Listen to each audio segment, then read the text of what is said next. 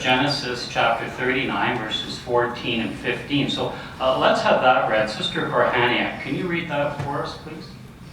She began to cry out to the men of her house and to say to them, "Look, he brought to us this Hebrew man to make us a laughingstock. He came to me to lie down with me, but I began to cry out at the top of my voice.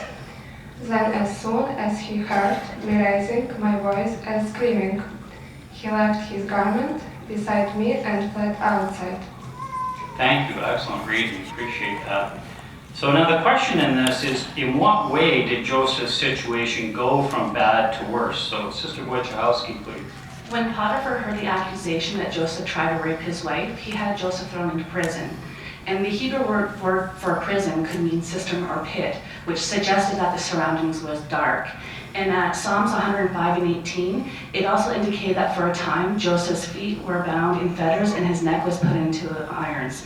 So he went from being a trusted slave to a lowly prisoner. Wow, what a change in life, eh?